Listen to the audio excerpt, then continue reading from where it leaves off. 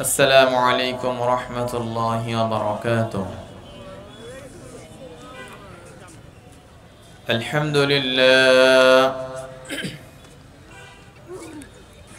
الحمد لله نحمده ونستعينه ونستغفره ونؤمن به ونتوكل عليه ونعوذ بالله من شرور أنفسنا ومن سيئات أعمالنا. من يهده الله فلا مضل له ومن يضلله فلا هادي له. ونشهد أن لا إله إلا الله وحده لا شريك له. ونشهد أن سيدنا ومولانا محمدًا عبده ورسوله. أما بعد فأعوذ بالله من الشيطان الرجيم. بسم الله الرحمن الرحيم. فقلت استغفروا ربكم إنه كان غفارا يرسل السماء عليكم مدرارا ويمددكم بأموال وبنين ويجعل لكم جنات ويجعل لكم أنهارا. وقال تعالى في مقام آخر: وقالوا ربنا إنا أطعنا سادتنا وكبراءنا فأضلونا السبيلا ربنا آتهم ضعفين من العذاب والعنهم لعنا كبيرا. وقال تعالى في مقام آخر: وقال الذين استكبروا للذين استضعفوا أنحن صددناكم عن الهدى بعد إذ جاءكم بل كنتم مجرمين. وقال الذين استضعفوا للذين استكبروا بل مكر الليل والنهار إذ تأمروننا أن نكفر بالله ونجعل له أندادا وأسروا الندامة لما رأوا العذاب وجعلنا الأغلال في أعناق الذين كفروا هل يجزون إلا ما كانوا يعملون. وقال رسول الله صلى الله عليه وسلم: من لزم الاستغفار جعل الله له من كل ضيق مخرجا ومن كل هم فرجا ويرزقه من حيث لا يحتسب. وقال رسول الله صلى الله عليه وسلم: كن في الدنيا كأنك غريب أو عابر سبيل. وقال رسول الله صلى الله عليه وسلم: ألا كلكم راع أو كلكم مسؤول عن رعيته أو كما قال عليه الصلاة والسلام. صدق الله العظيم وصدق رسوله النبي الكريم ونحن على ذلك لمن الشاهدين والشاكرين والحمد لله رب العالمين. سبحانك لا علم لنا إلا ما علمتنا إنك أنت العليم الحكيم. جزى الله عنا محمدا بما هو أهله. سبحان الله وبحمده سبحان الله العظيم. اللهم أرنا الحق حقا وارزقنا اتباعه وأرنا الباطل باطلا وارزقنا اجتنابه ربنا هب لنا من أزواجنا وذرياتنا قرة أعين واجعلنا للمتقين إماما ربنا تقبل منا إنك أنت السميع العليم وتب علينا يا مولانا إنك أنت التواب الرحيم اللهم تقبل صلاتنا وصيامنا وتقبل مساجدنا ومدارسنا ومراكزنا ومكاتبنا وحفلتنا ودعاءنا يا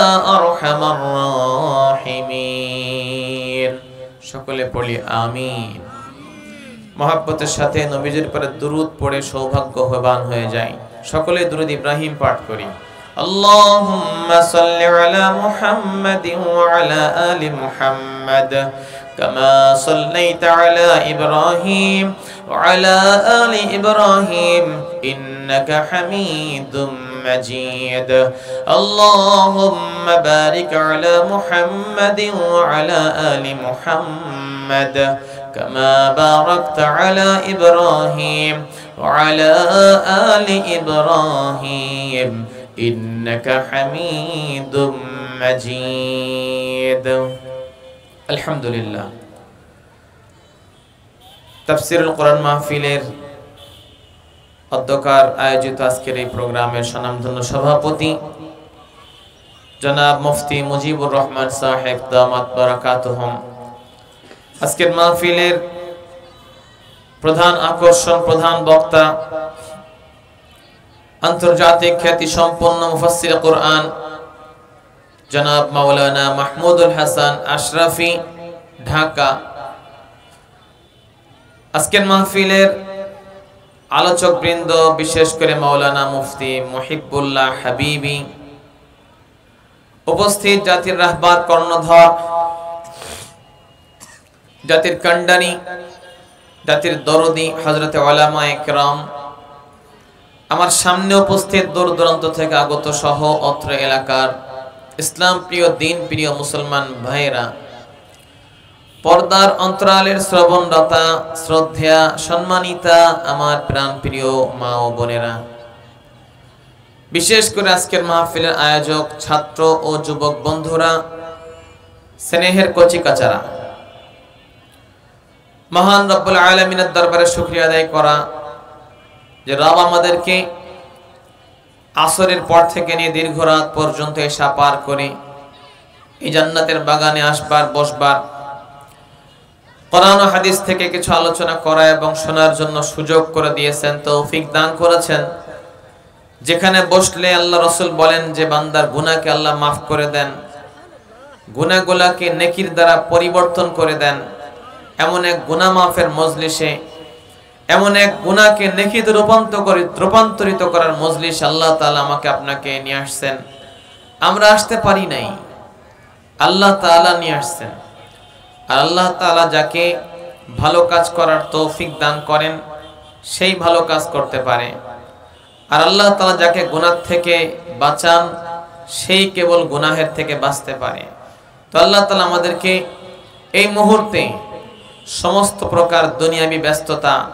এবং সমস্ত প্রকার গুনাহের থেকে নিরাপদ থেকে এই জান্নাতের বাগানে দুটো কথা বলা এবং শোনার জন্য সুযোগ করে দিয়েছেন এতে আপনারা কি খুশি না বেজার খুশির সময় কি ইন্না লিল্লাহি ওয়া আলহামদুলিল্লাহ সকলে জোরে বলেন আলহামদুলিল্লাহ সম্মানিত ভাইরা আমাদের জানা নাই যে আমাদের কিয়ামতের ময়দান আল্লাহ তাআলা কোন ওসিলা ধরে আল্লাহ তাআলা আপনাকে আমাকে maaf করে দিবে হতে পারে আজকের এই প্রোগ্রাম আজকের এই দ্বীনি মাহফিল এটাকে কেন্দ্র করে যেখানে যে কয়জন আসি বক্তা এবং শ্রোতা শুননেওয়ালা বলনেওয়ালা যে কয়জনই আসি যদি আল্লাহ তাআলা কবুল করে নেন আর যদি কিয়ামতের ময়দানে বলেন 13 নভেম্বর 2025 এর অমুক প্রোগ্রামের যারা শ্রোতা বক্তা ছিল আমি আল্লাহ তাদেরকে বিনা হিসাবে মাফ করে দিলাম। আল্লাহ যদি দেয় তো দিতে পারেন কি পারেন না বলেন? এজন্য আল্লাহ তাআলা বান্দার ওসিলা তালাশ করেন, একটা বাহানা। আল্লাহ অনেক বাহানায় অনেক মানুষকে মাফ করে দিবেন। একজন বেশ্যা, পতিতা নারী, বুখারী শরীফের ঘটনা, সে তার বেশ্যাবৃত্তি করে বাড়ির দিকে যাচ্ছে, পথের মধ্যে দেখে একটা কুকুর সে জিভ মেলায় দিয়ে তৃষ্ণার্ত অবস্থায় পানি পান চাইতেছে। বোঝা যাইতেছে তার পানির প্রয়োজন, পাশে কুয়া আছে, কিন্তু কুয়ার থেকে পানি তুলে খাওয়া কুকুরের পক্ষে সম্ভব না, সেই যোগ্যতা আল্লাহ তাকে দেয় নাই। ওই নারী, সে তার দয়া হলো দিলের মধ্যে যে কুকুরটা পিপাসার্থ, নিজের অন্যটা খুলে সে তো এমনিই খুলে ফেলে, কুয়ার মধ্যে দিয়ে পানি শোষণ করে ওইটা নিয়ে কুকুরের মুখের মধ্যে নিংড়ায় দিল। কুকুর পানি পান করে তার তৃষ্ণা নিবারণ করলো। আল্লাহ তাআলার কাছে এই কাজটা এত ভালো লাগছে যে আল্লাহ তাআলা জামানার নবীর কাছে ওহী নাজিল করে ঘোষণা করেছেন, হে নবী, আপনি আপনার ওই উম্মতির ব্যাপারে জেনে নেন, আল্লাহ তাআলা তার জিন্দেগীর সমস্ত গুনাহকে এক আমলের বিনিময়ে সমস্ত গুনাহকে মাফ করে তার নামটা জান্নাতীদের কাতারে তুলে দিয়েছে। ভাইরা আমার, এজন্য অন্যায় করে যে আল্লাহর থেকে নৈরাশ হয়ে যাব এটা সঠিক নয়, আবার নেক আমল করে যে নির্ভীক হয়ে যাব এটাও সঠিক নয়। কথা ঠিক কিনা বলেন? আল্লাহ কখন কাকে কোন ওসিলায় মাফ করে দিবে আমাদের কি জানা আছে নাকি বলেন? কিয়ামতের ময়দানে দুইজনের বিচার হবে। তাহলে একজনকে বলবেন যাও তুমি জান্নাতে বিনা হিসাবে, তুমি জাহান্নামে। তো দুইজনই দৌড়। তো জান্নাতি মানুষ জান্নাতের ঘোষণা পাইলে দৌড় মারাটা স্বাভাবিক। আল্লাহ তাড়াতাড়ি ঢুকে পড়ি, না জানি আবার কোন প্যাচে পড়ে যাই। তো জাহান্নামী দৌড় মারলো কেন? আল্লাহ ডাক দিবেন, দিয়ে বলবেন তুমি কেন দৌড় মারলে? জাহান্নামের কথা শুনে তো কেউ আগায় না। ফেরেশতারা ধাক্কাইতে ধাক্কাইতে পিটাইতে পিটাইতে এদেরকে নেওয়া হয়। কি বলেন, আসামি যখন হাতে হ্যান্ডকাপ পরে পায়ে বেড়ি পরে নেওয়া হয়, এরা কি সহজে যায় না ধাক্কা মারা লাগে? মারা লাগে না লাগে না বলেন? আজকাল তো অনেক ষড়যন্ত্র যুগ চলতেছে, নিরপরাধ মানুষগুলো জেলখানায় ভুগতেছে, আর অপরাধী লোকগুলো সব নির্বিচারে নিরাপদে বুক টান টান করে সমাজে ঘুরে বেড়ায়। এমন এক সমাজ আমাদের মধ্যে চলতেছে না চলতেছে না বলেন? আমরা দেখতেছি। আবার যদিও তাদেরকে অ্যারেস্ট করা হয় অপরাধের দোষে, কিন্তু সাধারণ মানুষ থেকেও তারা বরং বেশি নিরাপদে আছে। কথা ঠিক কিনা বলেন? কিয়ামতের ময়দানটা এরকম হবে না। কিন্তু ওই লোকটা জাহান্নামের কথা শুনে দৌড় মেরেছে। আল্লাহ ডাক দিয়ে বলবেন, বান্দা তুমি কেন দৌড় মারলা? তুমি তো আমার কাছে ক্ষমা চাইতে পারতা, আল্লাহ মাফ করে দাও, আল্লাহ আমার ভুল হয়ে গেছে, আমি আর আমার অন্যায় হবে না, আর হওয়ার সুযোগও নাই, দৌড় মারলা কেন? তো সে বলবে, আল্লাহ দুনিয়াতে তোমার একটা হুকুমও মান্য করি নাই, সারা জীবন তোমার হুকুমের নাফরমানি করেছি, আজকে কোনো উপায় না পেয়ে একটা হুকুম পেয়েছি যে জাহান্নামে দৌড় মারো, আমি আজকে সেই হুকুমটা মেনে তোমাকে দেখাইতে চাই। আল্লাহ বলবেন, বান্দা আমি আল্লাহ বান্দাকে মাফ করার জন্য শুধু বাহানা তালাশ করি। যদিও তুমি দুনিয়াতে আল্লাহর একটা হুকুম মান্য করো নাই, তারপরও আখিরাতের হুকুম মানার কোনো জায়গা না। তারপরও তুমি যখন একটা হুকুম মেনে আমি আল্লাহকে দেখাই দিয়েছো, আমি আল্লাহ তোমার জিন্দেগীর দুনিয়ার হায়াতের সমস্ত গুনাহকে মাফ করে দিলাম, যাও তোমাকেও জান্নাতের ফয়সালা করে দিলাম। বাহানা তালাশ করবে আল্লাহ তাআলা। মাঝে মধ্যে আল্লাহ তাআলা কখনো কখনো গুনার বিনিময়ে নেকিও লিখে দেবেন। অনেক আমল আছে যে আমলগুলা করলে গুনাহের জায়গায় আল্লাহ তাআলা নেকি লিখে দেন। কিছু আমল আছে যে গুনাহগুলো নেকিতে রূপান্তরিত হয়। যা কোরআনের মাহফিল, রাসূল বলেছেন যে একদল ফেরেশতা ঘুরে বেড়ায়, যেখানেই কোরআনের মাহফিল হয় তখন চিৎকার দিয়ে বলে বাকিদেরকে, তোমরা আসো আসো, যাদেরকে খুঁজতেছিল তারা এই যে এইখানে আছে, জেলা স্কুলের পাশে, এখানে আসো। সবাই এসে গন্ডি দিয়ে ফেরেশতার এক বাহিনী আকাশ পর্যন্ত আল্লাহর দরবারে চলে যায়, আল্লাহর কাছে রিপোর্ট পেশ করে। আল্লাহ বলেন তারা কি চাই? ফেরেশতারা বলে আল্লাহ তোমাকে তারা পেতে চাই, তোমার জাহান্নাম থেকে বাঁচতে চাই। কি বলেন আপনারা জাহান্নাম থেকে বাঁচতে চান কি চান না বলেন? তোমার জাহান্নাম থেকে তারা বাঁচতে চাই, তোমার জান্নাতে ঢুকতে চাই, আর তোমার রাজা তোমার সন্তুষ্টি পেতে চাই। তারা বলবে তারা কি আমাকে দেখেছে? আমার জাহান্নামকে তারা দেখেছে? আমার জান্নাতকে তারা দেখেছে নাকি? ফেরেশতারা বলবে না না আল্লাহ তোমাকেও এখনো দেখে নাই, জান্নাত দেখে নাই, জাহান্নাম দেখে নাই। আল্লাহ বলবে যদি দেখতো তো কেমন হতো?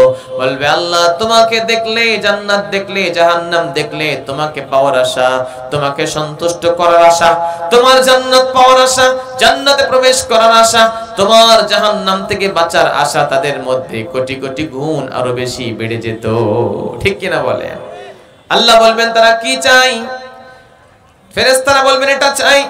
আল্লাহ বলবেন ও ফেরেশতারা তোমরা সাক্ষী থাকো, ইশহাদু ফাকাদ গফারতু লাহুম, তোমরা সাক্ষী থাকো তারা যে উদ্দেশ্য নিয়ে এখানে জমা হয়েছে আমি আল্লাহ তাদের সেই উদ্দেশ্যকে পূরণ করে দিয়ে তাদের জিন্দেগীর সব গুনাহ খাতাকে maaf করে দিলাম। ফেরেশতারা এসে বলে তখন রবের কাছ থেকে ক্ষমার ঘোষণা নিয়েছে। যখন মাহফিল শেষ হবে, দোয়া হয়ে যাবে, ফেরেশতারা বলবে কুমু মাগফুরাল লাকুম, আল্লাহর বান্দা বান্দি উঠে পড়ো, খালি হাতে নয়, জিন্দেগি যত সগীরা গুনাহগুলো করেছো আল্লাহ তোমাদের সগীরা গুনাহকে সব গুনাহগুলোকে maaf করে দিয়েছেন। সুবহানাল্লাহ। ওয়াকাদ বুদ্দিলাস সাইয়্যাতুকুম হাসানাত, শুধু আল্লাহ গুনাহ maaf করে ক্ষান্ত হয় নাই, বরং তোমাদের গুনাহগুলোকে আজকের এই কোরআনের মাহফিলের বদৌলতে, আল্লাহর মহব্বতের বদৌলতে গুনাহগুলোকে আল্লাহ নেকির দ্বারা পরিবর্তন করে দিয়েছে। সুবহানাল্লাহ। আজকে যদি আমার আপনার আমলনামায় 1 কোটি সগীরা গুনাহ থেকে থাকে, আজকের এই মাহফিলের বদৌলতে, রাসূলের ভাষ্য মতে আমাদের গুনাহগুলো আজকে নেকিতে রূপান্তরিত হতে পারে কি পারে না বলেন? আল্লাহ আমাদের সেই গুনাহগুলোকে maaf করে দেন, গুনাহগুলোকে নেকিতে রূপান্তরিত করে দেন, বলেন আল্লাহুম্মা আমিন। কিয়ামতের ময়দানে আল্লাহ ডাক দিবেন। কখন আল্লাহ বাহানা তালাশ করবেন? বিভিন্ন পন্থায় বাহানা তালাশ করবেন। আল্লাহ ডাক দিয়ে বলবেন আমার বান্দা ওই যে ও ফেরেশতারা, গুনাহ 2 প্রকার, একটা হলো সগীরা গুনাহ আর একটা কবিরা গুনাহ। সগীরা মানে ছোট গুনাহ, কবিরা মানে বড় গুনাহ। ও ফেরেশতারা, আমার বান্দা যে সমস্ত কবিরা গুনাহগুলো মানে বড় বড় গুনাহ করেছে সেইগুলাকে এক পাশে লাট দাও, এক পাশের মধ্যে গুদামজাত করো, আর সগীরা গুনার ব্যাপারে তুমি তাদেরকে জিজ্ঞাসা করো। আল্লাহ ফেরেশতারা তার কবিরা গুনার ফাইলগুলোকে এক পাশে বান্ডিল বেঁধে রাখবে, আর সগীরা গুনার ব্যাপারে জিজ্ঞাসা করবে। কিয়ামতের ময়দানে বান্দার অস্বীকার করার সেদিন কোনো লাইন থাকবে না। দুনিয়াতে মানুষ কোর্টে যায়, বিচারের আদালতে যায়, অন্যায় করে, করার পরে অস্বীকার করে, বিভিন্ন অন্যায়ের পরে মানুষ সাক্ষী দেয়, তারপরে স্বীকার করতে বাধ্য হয়। কখনো কখনো মিথ্যা সাক্ষ্যের মাধ্যমে অন্যায়টাকে সত্য বানায় দেয়, আবার সত্যকেও মিথ্যা বানায় দেয়। কিন্তু কিয়ামতের আদালত, আল্লাহর আদালতটা দুনিয়ার আদালতের সম্পূর্ণ বিপরীত হবে। কথা বলেন ঠিক কি না? তো ফেরেশতারা বলবে বান্দা তুমি কি অমুক জায়গায় অমুক সময় এই অন্যায়টা, এই কাজটা, এইগুলা করো নাই? অন্যায় করবে, সব স্বীকার করতে বাধ্য হবে। অপরাধী সেদিন ডানে তাকাবে, বামে তাকাবে, সামনে পিছনে উপরে সব জায়গায় তাকায় দেখবে সমস্ত জিন্দেগির ভিডিও ফুটেজ রেডি আছে, সব জিন্দেগির অডিও রেকর্ড গুলো রেডি আছে। আমি গোপনে কি অন্যায় করেছি সেটার ভিডিও সেদিন থাকবে, প্রকাশ্যে কি অন্যায় করেছি সেটারও ভিডিও ফুটেজ থাকবে। কার মাল আমি চুরি করেছি, কাকে হত্যা করেছি, কি অন্যায় করেছি, কতটা জেনা করেছি, কতগুলা মদ পান করেছি, কত মানুষকে হত্যা করেছি, সেই দিন আল্লাহর ভিডিও ফুটেজের মধ্যে সবগুলা ধরা থাকবে। আল্লাহ বলেন সেই সময় বান্দার অন্যায় কাজের অস্বীকার করার সেদিন কোনো উপায় থাকবে না। যদি অস্বীকার করতেও যাবে, আল্লাহ কোরআনে কারীমের মধ্যে বলেন আল-ইয়াওমা নাখতিমু আলা আফওয়াহিহিম, আমি আল্লাহ সেই দিন তোমাদের মুখের পরে সিলগালা করে দেব, টেপ মেরে দেব, এতে বলে সুপার গুলো আটকায় দেব, সেলাই করে দেব। এটা হায়াতের তরজমা না, আমি বোঝার জন্য বলতেছি। আল্লাহ বলেন নাখতিমু আলা আফওয়াহিহিম, তোমাদের মুখের পরে একেবারে মোহর মেরে দিব। ওয়াতুকাল্লিমুনা আইদিহিম, যে আল্লাহ একটু চিৎকার করে বলেন জিহ্বা দিয়ে কথা বলাইতে পারে, সেই আল্লাহ হাত দিয়েও কথা বলাইতে পারবেন কি পারবেন না? কিয়ামতের ময়দানে হাত সেদিন আমার আপনার বিরুদ্ধে কথা বলবে, আমার কথা নয়। সূরা ইয়াসিনের মধ্যে পড়ে দেখেন, ওয়াতুকাল্লিমুনা আইদিহিম, আল্লাহ বলেন যে তোমাদের হাতগুলো সেই দিন কথা বলবে। কথা বললেই হবে না, আর সাক্ষ্য পেশ করা হবে। ওয়াতাশহাদু আরজুলুহুম, আমাদের পাগুলো আমাদের হাতের কথার পরে সাক্ষ্য দিয়ে দিবে। কারণ মানুষ যখন কোনো অন্যায় কাজ করে, অন্যায় পথে যায়, তখন হাত দিয়ে, চোখ দিয়ে, নাক দিয়ে, কান দিয়ে অন্যায় করে, কিন্তু যাওয়ার সময় এই পাটা তাকে ব্যবহার করতে হয় কি হয় না বলে? এই পা সেদিন সাক্ষী দিয়ে দিবে। আজকে যে হাতকে আমি লোশন মাখাচ্ছি, সাবান দিয়ে ধুচ্ছি, কত রকমের তেলে কত রকমের মেডিসিন আছে, কত পরিষ্কার করতেছি, কিন্তু আল্লাহ বলে সেই দিন এই হাত আমার আপনার বিরুদ্ধে সব কথা বলে দেবে।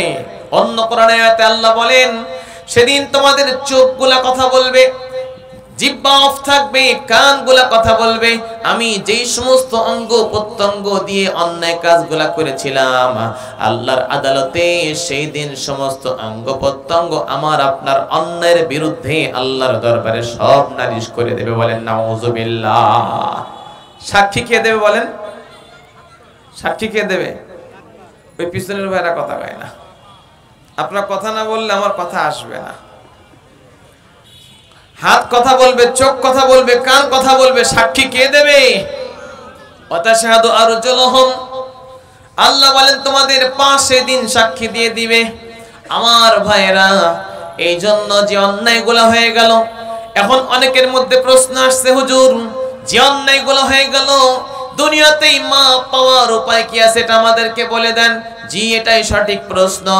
আল্লাহ বলেন কুলিয়া ইবাদিয়াল্লাযীনা আসরাফু আলা আনফুসিহিম লা তাকনাতু মির রাহমাতিল্লাহ। ও নবী, আপনি আপনার আল্লাহর বান্দাদেরকে বলে দেন, হে ওই সমস্ত বান্দা বান্দি যারা নিজেদের উপরে জুলুম করেছো, আল্লাযীনা আসরাফু আলা আনফুসিহিম, জুলুম দুই রকম, একটা হলো স্বাভাবিক জুলুম, আরেকটা হলো অনেক পরিমাণের মারাত্মক জুলুম। নিজের উপরে জুলুম করেছো, অন্যায় করেছো, চুরি করেছো, বাটপারি করেছো, মিথ্যা কথা বলেছো, জিনা করেছো, মদ পান করেছো, নেশা করেছো, অন্যের জমিন ফাঁকি দিয়েছো, অন্যের মাল লুণ্ঠন করেছো, নিজের দেশের সম্পদকে বিদেশে পাচার করে দিয়েছো। এই ধরনের যত রকমের অন্যায় আছে করে করে তো নিজের পরে জুলুম করেছো। আল্লাহ বলবে ওই বান্দাদেরকে আপনি বলে দেন, লা তাকনাতু মির রাহমাতিল্লাহ, ও গুনাহগার বান্দা বান্দি, তোমরা আল্লাহর রহমত থেকে নৈরাশ হয়ে যেও না। সুবহানাল্লাহ। ইন্নাল্লাহা ইয়াগফিরু যুনুবা জামিআ, আল্লাহ বলেন কোরআনে সূরা জুমার, আল্লাহ তোমাদের জিন্দেগীর সব গুনাহকে maaf করে দিবেন। মুফাসসিরিন বলতেছেন যদি সে খালিস দিলে তওবা করে, ইস্তিগফার করে, আল্লাহ তার জিন্দেগীর সমস্ত গুনাহ তাকে maaf করে দিবেন। বলেন সুবহানাল্লাহ। ইন্নাল্লাহা ইয়াগফিরু যুনুবা জামিআ, আল্লাহ তোমাদের গুনাহগুলোকে সবগুলোকে maaf করে দিবেন। সুবহানাল্লাহ বলবেন না? এখন ভাইরা আসেন, আমি যে আয়াতে কারিমা তেলাওয়াত করেছি, আমরা যে অন্যায়, কি বলেন, আমরা কি অন্যায়ের ঊর্ধ্বে না? নবীগণ অন্যায়ের ঊর্ধ্বে? নবীগণ কোন অন্যায় করেন না, আল্লাহ পাক তাদেরকে অন্যায় থেকে হেফাজত করেন। কিন্তু আমি আপনি শয়তানের ধোঁকায় পড়ে বহুত অন্যায় করে ফেলেছি, আবার আল্লাহর তৌফিকে অনেক নেক কাজ করেছি। করেছি না বলেন? হ্যাঁ, এগুলো আল্লাহ করায়, নেক কাজ আল্লাহ করায়, গুনাহের কাজ থেকে আল্লাহই বাঁচায়, এবং গুনাহের কাজ শয়তানের প্ররোচনায় করি। কথা ঠিক কিনা বলেন? ভাইরা আমার, অন্যায় হয়ে গেল বাঁচার উপায় কি? এ সম্পর্কে আল্লাহ কোরআনে কারিমে বলেন, কুল তাস্তাগফিরু রাব্বাকুম ইন্নাহু কানা গাফফারা।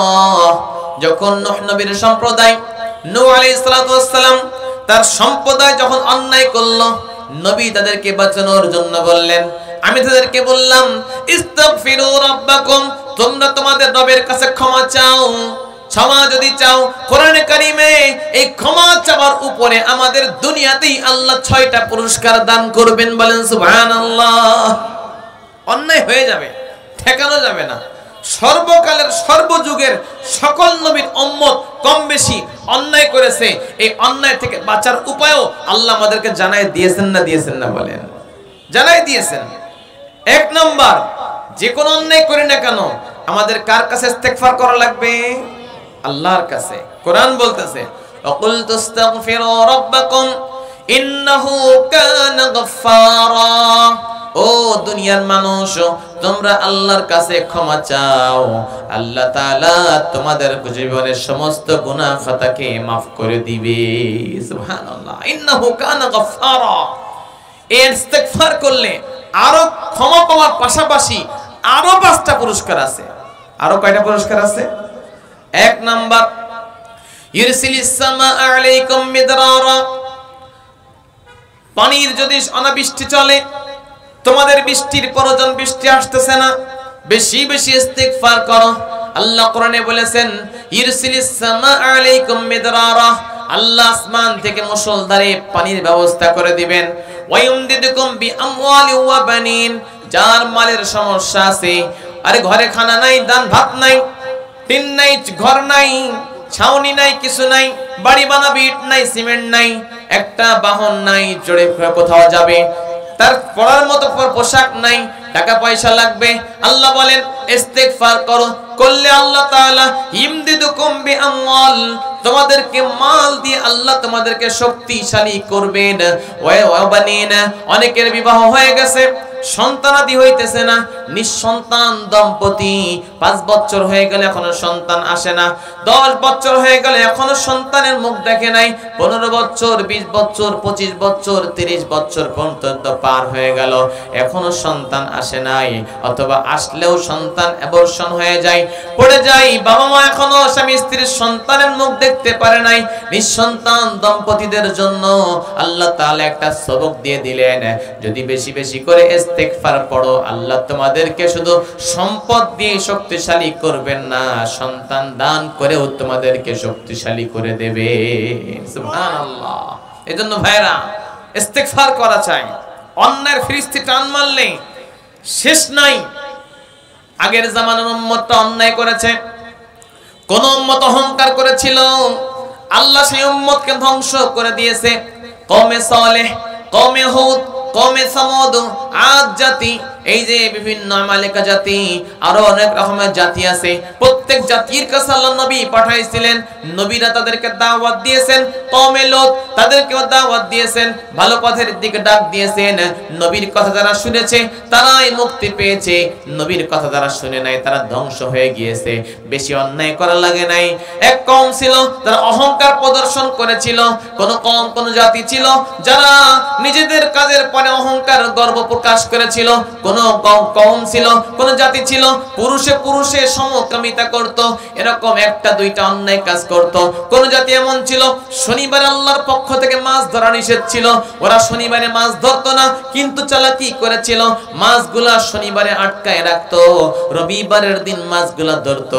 এই রকমের এক দুইটা অন্যায় করেছে, আল্লাহ কত জাতিকে ধ্বংস করে দিয়েছেন। কোন জাতিকে আওয়াজ দিয়ে ধ্বংস করে দিয়েছেন, কোন জাতিকে বাতাস দিয়ে, প্লাবন দিয়ে ধ্বংস করেছেন, কোন জাতিকে জমিন সহ আসমানে তুলে নিয়ে একেবারে আছাড় মেরে দুনিয়ার থেকে চিরতরে নিশ্চিহ্ন করে দিয়েছেন। বলেন নাউযুবিল্লাহ। আমার সম্মানিত ভাইরা, আগের জামানার উম্মত একটা অন্যায়, দুইটা অন্যায়ের কারণে এত বড় ক্ষতিগ্রস্ত হয়ে গেছে। আজকের এই মুহাম্মাদের উম্মত, আল্লাহ তাআলা এখন এই উম্মতকে ধরে নাই। যদি আমরা অন্যায় ফিরিস্তি টান মারি, এমন কোন অন্যায় নাই আমরা করি না। যদি বলি আমরা জেনার অন্যায় আছে কিনা, অনেকের মধ্যে জেনার অন্যায় আছে, মাদকের অন্যায় আছে কিনা আছে, চুরির অন্যায় আছে কিনা আছে, সমকামিতার অন্যায় আছে কিনা আছে, অনেক ধরনের অন্যায় আছে, বিভিন্ন ধরনের সম্পদ লুটপাট, বলেন যে মানুষের সম্পদ দখল করা, মানুষকে হয়রানির শিকার করা, হাজারো অন্যায় আমাদের মধ্যে থাকতে পারে। কিন্তু এক ফিরিস্তি টান মারলে হয়তো একটা আমি করেছি, নাইলে আপনি করেছেন, কিন্তু এমন কোন অন্যায় নাই আমরা করি নাই, এমন কোন অন্যায় আমাদের মধ্যে পাওয়া যাবে না। কথা বলেন ঠিক কিনা? সব করে ফেলেছি, কিন্তু এখনো আযাব আসে না কেন? এখনো আযাব আসতেছে না কেন? এর কারণ আছে, কারণ আমরা শেষ নবীর শ্রেষ্ঠ উম্মত। সুবহানাল্লাহ বলবেন না? আল্লাহর নবী জানাই গেছেন, দেখেন হাদিসের মধ্যে আসছে, শুধুমাত্র এই নবীর উম্মত হওয়ার কারণে আমরা এখনো পর্যন্ত হাজারো অন্যায় করার পরেও এখনো টিকে আছি।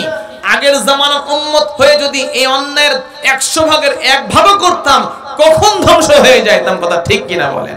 আমার ভাইয়েরা, এই উম্মতের অনেক ছাড় আছে।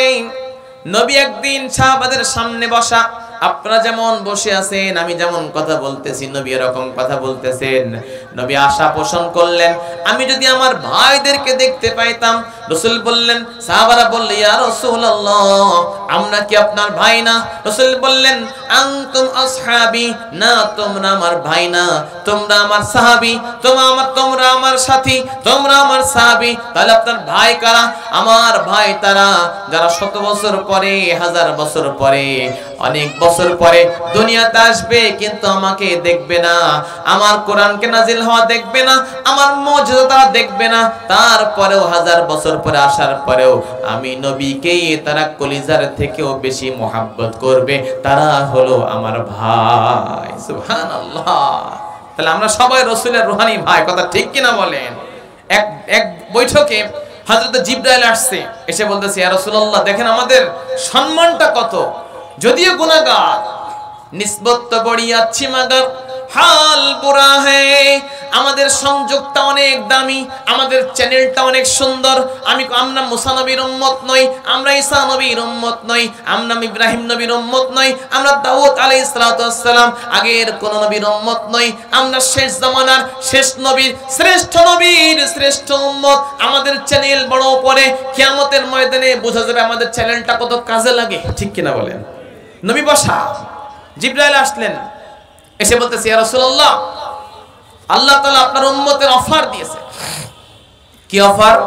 বলে আল্লাহ তাআলা আপনার উম্মতের ৭০,০০০, এই সাত দেখাইছে, আমি ৭০টা আঙ্গুল তো আমার নেই, দেখাবো যে ৭০,০০০ উম্মতকে আল্লাহ বিনা হিসাবে জান্নাত দান করবেন।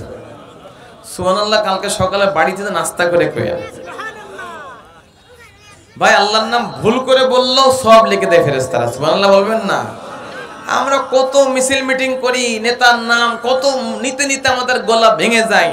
অমুক নেতার চরিত্র ফুলের মতো পবিত্র, আমার নেতা তোমার নেতা, এসব স্লোগান দিই না বলেন? হ্যাঁ, কোন নেতা? অমুক নেতার চরিত্র ফুলের মতো পবিত্র, খুঁজে দেখলাম নেতা মুইতে পানি নেয় না কক্ত। এরম নেতা আছে না নাই বলেন? সেই সময় গলার চামড়া ফেটে যায়, সেই আওয়াজ গেল কোন জায়গায়? নিব আল্লাহর নাম। সুবহানাল্লাহ বলেন না ভাই? ভাইরা আমার, নবীকে বলল আপনার উম্মতের ৭০,০০০ উম্মতকে আল্লাহ তাআলা বিনা হিসাবে জান্নাত দান করবে। এত আগে সুবহানাল্লাহ পড়েন না। ওমর সামনে বসা রাদিয়াল্লাহু আনহু, বলে ওমর, নিয়ে নেব ৭০,০০০ বিনা হিসাব। বলে বলেন কি? আমরা সাহাবারাই তো ১৬ লাখ। এই রাসূলের সাহাবারা কতজন বলেন? ১৬ লক্ষ। নবীও ১৬ লক্ষ কম বেশি, সাহাবারাও ১৬ লাখ। তো ১৬ লাখ ৭০,০০০ বেশি না ১৬ লাখ বেশি? ১৬ লাখ বেশি না? তোমর রে কয় নিয়ে নেব অফারটা। বলি ইয়া রাসূলুল্লাহ বলেন কি? আমরা মাত্র সাহাবাই ১৬ লক্ষ, এর মধ্যে ৭০,০০০ যদি বিনা হিসেবে জান্নাতে যায়, বাকিরা হিসেব দিয়ে জান্নাতে যাবে? ও নিশ্চিত জাহান্নাম, ওর কুল কিনারা খুঁজে পাওয়া যাবে না। কি বলেন, হিসাব দিয়ে জান্নাতে যাওয়া সম্ভব নাকি আমাদের পক্ষে? তো বললেন যে আপনি, এরপর এটা আমাদের কথা বললাম, আপনার উম্মত আনেওয়ালা উম্মত, কিয়ামতের সকাল পর্যন্ত উম্মত আসবে কোটি কোটি, শুধু ১-২ কোটি না, শত শত কোটি। কথা ঠিক কিনা বলেন? এদের কি অবস্থা হবে? এ সবই তো আপনার উম্মত। কি বলেন, আমরা শেষ নবীর শ্রেষ্ঠ উম্মত না বলেন? তা আপনি এক কাজ করেন, জিবরাইলকে বলেন সে যেন দ্রুত চলে যায় এবং দ্রুত আল্লাহকে যেন বলে, আল্লাহ যেন বিনা হিসাবে জান্নাতে যাওয়ার সংখ্যাটা একটু বাড়াই দেন। এবার সুবহানাল্লাহ বলেন। এবার জিবরাইলকে বললাম, ও জিবরাইল, তুমি যাও আল্লাহকে যে বলো যে বিনা হিসাবে আমার ৭০,০০০ হলে উম্মত টেকবে না, বাকিদের তো অবস্থা খারাপ। হিসাব যে মান হুসিবা নুকিসা, রাসূল বলেন যে হিসাব আল্লাহ যাকে নেবে, এই কাজ করলি কেন? তাফসীরুল কুরআন মাহফিল দিয়েছিস, ঈশান নামাজ পড়লি না কেন? এই যদি কেন আল্লাহ জিজ্ঞেস করে, উপায় থাকবে বলেন তো? তাফসীর মাহফিল দিয়েছি কিন্তু ঈশান নামাজ পড়িনি, এরকম পাক্কা মুসলমান আছে না নাই বলেন? এইরকম আল্লাহ যদি বলে যে কেন পড়লি না, এই কেনর উত্তর দেওয়া সম্ভব হবে? কেন মদ খাইলি, কেন জুয়া খেললি, কেন জিনা করলি, কেন মিথ্যা কথা বললি, এই কেন কেন কেন যদি শুরু করে দেয়, রাসূল বলেন ওর জাহান্নাম ছাড়া কোনো গতি থাকবে না। বলেন নাউযুবিল্লাহ। তো জিবরাইল তুমি যে বলো আল্লাহ আমারে বিনা হিসাবের উম্মতের সংখ্যাটা একটু বাড়াই দিক। সুবহানাল্লাহ। জিবরাইল গেল, মুহূর্তের মধ্যে চলে আসলো। বলেন হুজুর গেল আর চলে আসলো, এটা কি করে সম্ভব? এটা লম্বা, জিবরাইলের গতিগত বুঝাইতে গেলে সেটা ভিন্ন আলোচনা, ওটা বলা আজকে সময় নাই। বাকি জিবরাইল গেল, মুহূর্তের মধ্যে আসলো, এটাকে বিশ্বাস করি আমরা? মাশাআল্লাহ। তো জিবরাইল এসে বলতেছে, ইয়া রাসূলুল্লাহ, আল্লাহ তাআলা এই ৭০,০০০ যেটা আগে দিছিলেন সংখ্যা, এটাই রাখছেন, একটাও বাড়ায়নি, একজন উম্মত আর বাড়ায়নি। রাসূল শুনে মনটা খারাপ। আপনাদের মনটা খারাপ না? খারাপ না বলেন? কিন্তু জিবরাইল বলে, ইয়া রাসূলুল্লাহ, আল্লাহ একটা অপশন দিয়েছে। কি অপশন? বলে যেই ৭০,০০০ বিনা হিসাবে জান্নাতে যাবে, ওই ৭০,০০০-এর প্রত্যেকের সাথে আরো ৭০,০০০, আরো ৭০,০০০ বিনা হিসাবে জান্নাতে পাঠাবে। এইবার বলেন ৭০,০০০ যোগ না ৭০,০০০ গুণ ৭০,০০০? যোগ করলে তো ১,৪০,০০০ হয়। তাতেও কি টেকবো আমরা? টেকবো না। ৭০,০০০ গুণ ৭০,০০০ গুণ করলে ক্যালকুলেশন করেন এখনই, দেখবেন মাত্র ১০ কোটি কম এই উম্মতের ৫০০ কোটি মানুষকে আল্লাহ বিনা হিসাবে জান্নাত দান করবে। এইবার বলবেন হুজুর ৫০০ কোটি ১০ কোটি কম, তার মানে ৪৯০ কোটি। ৭ × ৪৯, ১০০ মধ্যে চলে গেলে ৪৯০ কোটি, ১-২ কোটি নয়। এখন উলামায়ে কেরাম ভাগ করেছেন, আনুমানিক ভাগ। বর্তমান মুসলমানের সংখ্যা আছে ১৭৫ কোটি, মানে ২৫০ কোটি। কেউ বলেন ২০০ কোটি, কেউ বলেন ২৫০ কোটি, কেউ বলেন ১৫০ কোটি, ভ্যারাইটিস মতামত আছে। আমি ২৫০ কোটি একটু মধ্যমটা ধরলাম, হতে পারে কি পারে না বলেন? ২৫০ কোটির মধ্যে সবাই কি মুসলমান, না কিছু মুসলমান নামেও অমুসলমান আছে? আছে না নাই বলেন? ভাই মুসলমান নামের অমুসলমান নাই দুনিয়াতে? কথা কয় না। ইসলামের নাম দিয়ে ইসলাম বেঁচে খাচ্ছে এরকম লোক আছে না নাই বলেন? ভাইরা আমার, এক সন্তান স্কুলে পড়ে, তো কুইজ, ইসলামিক কুইজ প্রশ্ন দিয়েছে। প্রশ্ন দিয়েছে বাড়িতে উত্তর লিখে নিয়ে আসবা। তো অনেকগুলা প্রশ্ন দিয়েছে ইসলামিক, যে তোমাদের বাইতুল্লাহ কোন জায়গায়, নামাজ কয় ওয়াক্ত, ইত্যাদি প্রশ্ন, তোমাদের কালেমা কয়টি ইত্যাদি। এর মধ্যে একটা প্রশ্ন দিয়েছে, তোমার যত নবী আছে আল্লাহ, এই সমস্ত নবীদের থেকে ১০ জন নবীর নাম, আমাদের নবীর নাম সহ লিখে নিয়ে আসবা। ও প্রশ্নটা কি অনেক কঠিন না অনেক সহজ প্রশ্ন? 10টা নবীর নাম। তো বাড়ি গিয়ে সব প্রশ্নের উত্তর শুনে শুনে ম্যানেজ করেছে। এই প্রশ্নটা আব্বার কাছে, আব্বা এই 10টা নবীর নাম বলো দিন, আমি তো সবগুলা পারি না। তা আব্বা বলতেছে কি জানেন, মুসলমান থেকেও যাও মুসলমান আমরা, দেখেন আমি তোরে 5টা বলে দিচ্ছি, আর তুই ইমাম সাহেবের কাছ থেকে আর 5টা লিখে নিবি।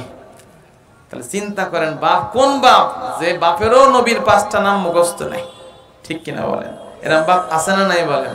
তাহলে আব্বা তোমার এই 5টাই দাও লিখে। তা লিখতেছে হযরত মুহাম্মদ মুস্তাফা সাল্লাল্লাহু আলাইহি সাল্লাম, আবু বকর সাল্লাল্লাহু আলাইহি সাল্লাম, ওমর সাল্লাল্লাহু আলাইহি সাল্লাম, ওসমান সাল্লাল্লাহু আলাইহি সাল্লাম। আলীর বাদ দিন আর নাউজুবিল্লাহ বলবেন না?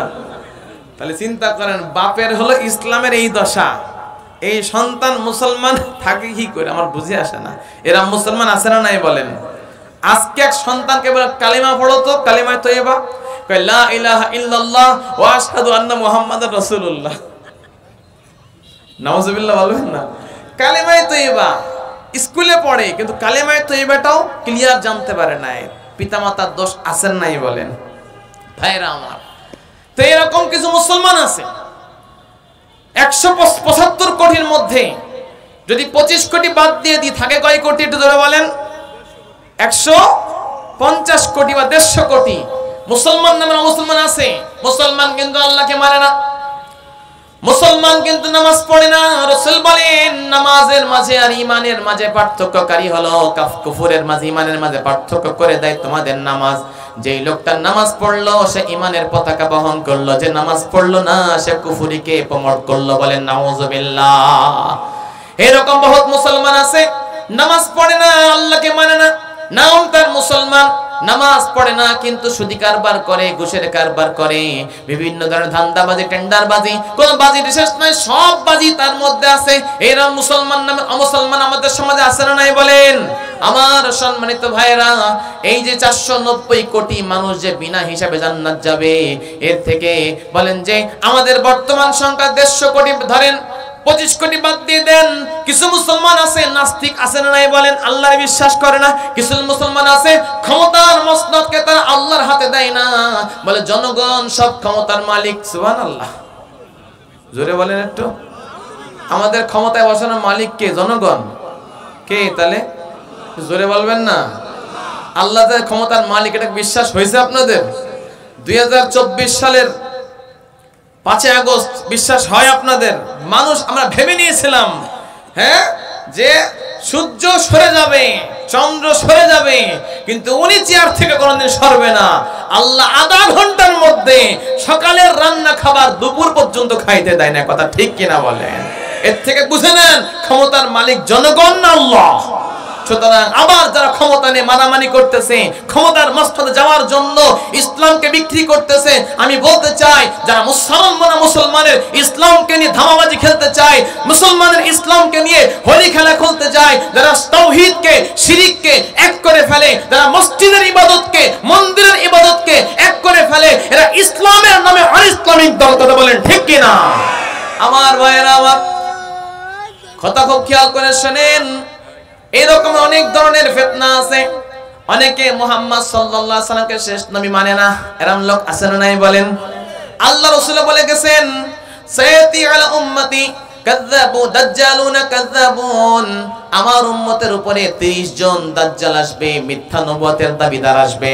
আর রাসূল বলেছেন কুল্লুহুম ইয়াজামু আন্নাহু নাবিয়্যুন, প্রত্যেকই 30 জনের প্রত্যেকই মনে করবে আমি নবী, কিন্তু নবী আমাদেরকে 1400 বছর আগে জানাই গেছেন আনা খাতামুন নাবিয়্যিন, আমি হলাম সমস্ত নবীদের শেষ নবী, লা নাবিয়্যা বাদি, আমার পরে কোনো নতুন নবী আসবে না। ঠিক কিনা বলেন? এখন বলেন মুসলমান নামের কাদিয়ানি মুসলমান এই সমাজে আছে না নাই বলেন? শেষ নবীকে মুসলমান না মেনে যদি কাদিয়ানিকে কেউ মুসলমান মানে, বলেন তার ঈমান থাকবে না কাফের হয়ে যাবে? এই কাফেরদেরকে, কাদিয়ানিদেরকে বাংলার জমিনে সংসদে এই কাফের কাদিয়ানিদেরকে কাফের ঘোষণা করার জন্য, কাফের পাস করার জন্য সবাই তৈরি আছেন তো ইনশাআল্লাহ? কে কে তৈরি আছেন কাফের কাদিয়ানিকে কাফের ফতোয়া দেওয়ার জন্য? নারায়ে তাকবীর। ওলামা একরাম বলেছেন যারা কাদিয়ানিকে কাফের বলবে না সেও কাফের হয়ে যাবে, বলেন নাউযুবিল্লাহ। আমার ভাইয়েরা, কিছু ভাইয়েরা আছে ইসলামের নাম নিয়ে চলতেছে কিন্তু তার মধ্যে ইসলাম নাই। যিনি এই দলের প্রবক্তা, যিনি এই দলের উদ্যোক্তা, তার কোন সন্তানকে এই ইসলামী দলের কোন নেতা তিনি বানান নাই। কথা কোন ঠিক কিনা? যারা তাওহীদকে শিরককে এক করে ফেলে, যারা বিভিন্ন ক্ষমতায় যাওয়ার লোভ করে, বাংলার সরল মনা মুসলমান ইসলামকে নিয়ে খেলতে চাই, যতদিন পর্যন্ত দেওবন্দি ওলামা একরাম দুনিয়ার বুকে বাকি থাকবে, এই বাংলার জমিনে দেওবন্দের এই সমস্ত কওমি মাদ্রাসার ওলামা একরাম বাকি থাকবে, সরল মনা মুসলমানদের ঈমান নিয়ে খেলা কারোর পক্ষে আদৌ সম্ভবপর হবে না। ঠিক কিনা বলেন? এজন্য ভাইরা আমার, ও গেলে দেশের ক্ষতি, সে গেলে ঈমানের ক্ষতি। আপনি বলেন দেশের ক্ষতি বড় না ঈমানের ক্ষতি বড়? দেশের ক্ষতি, দেশের উন্নতিটা আল্লাহর হাতে, কিন্তু আমার কবরে আমাকে ঈমান নিয়ে যাওয়া লাগবে। কিছু ইসলামের নামে দল বের হইছে, অনেক ইসলামের নামে দল আছে। ইসলাম এটা একটা সাদা কাপড়। কেউ ইসলামের পোশাক পরে মসজিদে চুরি করে, কেউ বা ইসলামের বুরকা পরে মার্কেটে চুরি করে বেড়ায়। আছে না নাই বলেন? মসজিদের মধ্যে আসে ইসলামের পোশাক পরে, টুপি দাড়ি পাগড়ি নিয়ে, সব মাথায় টুপি আছে, মসজিদের জুতা চুরি করার জন্য আসে। কেউ যায় মার্কেটের মধ্যে দোকানে যায়, মহিলারা বোরকা পরে, এটা ইসলামের লেবাস। এই বোরকা পরে, বোরকার মধ্যে কত অন্য 3 পিস ভরে নিয়ে চলে আসে। বলেন এমন চোর চোর আছে না নাই বলেন? এইরকম ইসলামটা সাদা কাপড়। কেউ আসছে বর্তমান সময়ে ইসলামের নাম দিয়ে তারা মুসলমানের ঈমানকে তারা নষ্ট করতে চায়। কথা বলেন ঠিক কিনা? তারা নবীকে, নবীদেরকে মাসুম বিশ্বাস করতে চায় না। অনেক কথার মধ্যে তারা নবীদেরকে দোষারোপ করতে চায়। নবীর সাহাবী, আমাদের নবীর সাহাবী আজমাইনদেরকে তারা সত্যের মাপকাঠি মনে করতে চায় না। তারা বলে সাহাবারা সত্যের মাপকাঠি হতে পারে না, অথচ আল্লাহ রাসূল বলেছেন যে আমার সাহাবারা তারকা সমতুল্য। এই তারকার যারাই অনুসরণ করবে তারাই আল্লাহর পক্ষ থেকে হেদায়েত প্রাপ্ত হবে। সুবহানাল্লাহ। এই সাহাবারা সত্যের মাপকাঠি। সুতরাং নবীরা, সমস্ত নবীরা মাসুম, এই বিশ্বাস যে না করবে, বলেন তার ঈমান থাকতে পারে? সুতরাং ভাইরা আমার, ইসলাম নিয়ে এটা একটা সাদা কাপড়ের মতো। এই কাপড় জড়ায় আপনি ভিতরে থ্রি পিস পরেছেন না প্যান্ট শার্ট পরেছেন না ল্যাংটা আছেন না উলঙ্গ আছেন, এটা দেখবার বুঝবার কোনো মানুষের কোনো বুঝে আসে না।